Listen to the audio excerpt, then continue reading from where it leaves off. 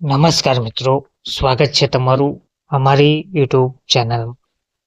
મિત્રો, આજે એક ખૂબ જ મહત્વપૂર્ણ અને લાખો પરિવારને અસર કરતી એક મોટી ખબર સામે આવી છે, જે છે મધ્યાહન ભોજન યોજનામાં કામ કરતા રસોઈયા અને સહાયકોના માનદ વેતનમાં વધારો જાહેર કરવાનો. એટલે કે મધ્યાહન ભોજન યોજનામાં કામ કરતા રસોઈયા અને સહાયકોના માનદ વેતનમાં વધારો જાહેર થયો છે. હવે આ વધારો કેટલો થયો છે, ક્યારથી લાગુ પડશે, કેટલા કર્મચારીઓને ફાયદો મળશે અને વાસ્તવિક આંકડા શું કહે છે, આ તમામ માહિતી માટે આજનો વિડીયો ખાસ રહેવાનો છે. તો મિત્રો, આજે આપણે વિગતવાર આ વિષય પર સમજવાના છીએ, તો અંત સુધી વિડીયો જરૂરથી જોતા રહેજો. સૌથી પહેલા આપણે વાત કરીએ કે મધ્યાહન ભોજન યોજના શું છે. ભારતમાં મધ્યાહન ભોજન યોજના 1995માં શરૂ કરવામાં આવી હતી. હાલમાં આ યોજના મિનિસ્ટ્રી ઓફ એજ્યુકેશન દ્વારા સંચાલિત થાય છે. 2021થી આ યોજના નવા નામે ઓળખાય છે, જે છે પીએમ પોષણ સ્કીમ. આ યોજનાનો મુખ્ય હેતુ શું છે? તો આ યોજનાનો જે મુખ્ય હેતુ છે તે છે શાળામાં વિદ્યાર્થીઓની હાજરી વધારવી, ગરીબ અને પોષણથી વંચિત બાળકોને પૌષ્ટિક ભોજન આપવું, ડ્રોપ આઉટ ઘટાડવો વગેરે આ તેનો મુખ્ય હેતુ છે. ભારતમાં કેટલા વિદ્યાર્થીઓને લાભ મળે છે? તો સરકારી આંકડા મુજબ આપણે અંદાજે જોઈએ તો 11 થી 12 કરોડ જેટલા વિદ્યાર્થીઓ છે જેઓ ભારતમાં લાભ લઈ રહ્યા છે, અને 11 લાખથી વધુ સરકારી અને અનુદાનિત શાળા, લગભગ 25 લાખથી વધુ રસોઈયા અને સહાયક દેશભરમાં કાર્યરત છે. આથી સ્પષ્ટ થાય છે કે આ માત્ર યોજના નહીં, પરંતુ દેશની સૌથી મોટી પોષણ યોજના છે. તો કર્મચારીઓનું અગાઉનું જે માનદ વેતન હતું તેના પર એક નજર કરીએ તો મધ્યાહન ભોજન યોજનાના કર્મચારીઓને નિયમિત પગાર નહીં, પરંતુ માનદ વેતન આપવામાં આવે છે.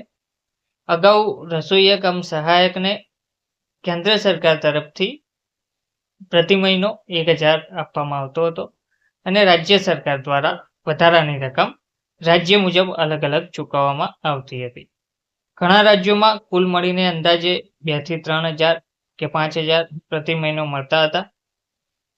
પરંતુ હવે પ્રશ્ન એ છે કે રાજ્ય પ્રમાણે મધ્યાહન ભોજન યોજનાના કર્મચારીઓ સહાયિકાઓને જે પગાર મળે છે, વેતન મળે છે, તે તો આપવામાં આવે જ છે, પરંતુ પ્રશ્ન એ થાય છે કે કેટલો હવે વધારો થયો છે.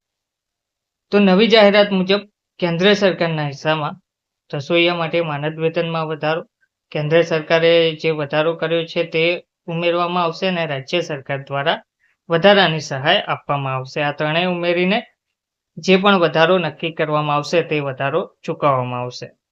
ઉદાહરણ તરીકે આપણે સમજીએ, જો પહેલા કુલ ₹2500 મળતા હતા તો હવે વધીને 3500 થી ₹4000 સુધી પહોંચે તેવી શક્યતા છે. એટલે કે દર મહિને ₹1000 સુધીનો વધારો જોવા મળી રહ્યો છે. કેટલા લોકોને સીધો ફાયદો થશે? તો ભારતમાં 25 લાખથી વધુ કર્મચારીઓ છે. જો દરેકને સરેરાશ ₹1000 વધારો મળે તો દર મહિને સરકાર પર વધારાનો ખર્ચ બરાબર ₹250 કરોડ, દર વર્ષે બરાબર લગભગ ₹3000 કરોડ. આથી સમજાય છે કે આ નિર્ણયનો વ્યાપ કેટલો મોટો છે.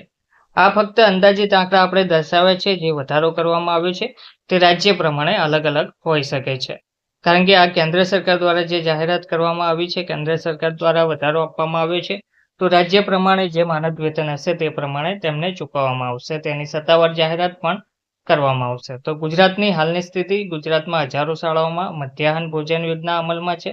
લાખો વિદ્યાર્થીઓ અને હજારો રસોઈયા બહેનો આ યોજનાથી જોડાયેલા છે.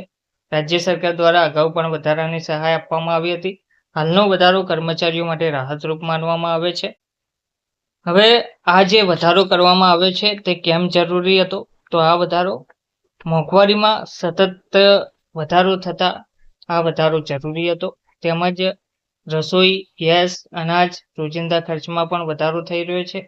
તેના માટે વેતન વધારો ખૂબ જ જરૂરી હતો, અને લાંબા સમયથી વેતન વધારાની માંગ ચાલી રહી હતી, અને વેતન વધારો ઘણા સમયથી કરવામાં આવ્યો પણ ન હતો. તેના કારણે આ વેતન વધારો ખાસ જરૂરી હતો. તો કર્મચારીઓ લાંબા સમયથી માંગણી કરી રહ્યા હતા.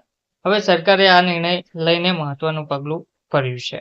હજી શું માગણીઓ બાકી રહી છે? તો ઘણા કર્મચારીઓની માંગ છે કાયમી નોકરીનો દરજ્જો, ન્યૂનતમ વેતન મુજબ પગાર, પીએફ અને ઈએસઆઈ જેવી સુવિધાઓ, નિવૃત્તિ લાભ. આ મુદ્દાઓ પર હજી ચર્ચા ચાલુ છે. તો મધ્યાહન ભોજન યોજનાના કર્મચારીઓના માનદ વેતનમાં જે વધારો થયેલો છે તે લાખો પરિવારો માટે મહત્વપૂર્ણ માનવામાં આવે છે.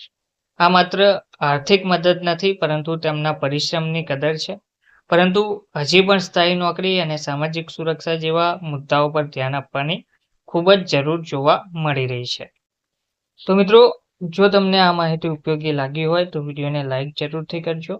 ચેનલને સબસ્ક્રાઇબ કરવાનું ભૂલતા નહીં. ધન્યવાદ.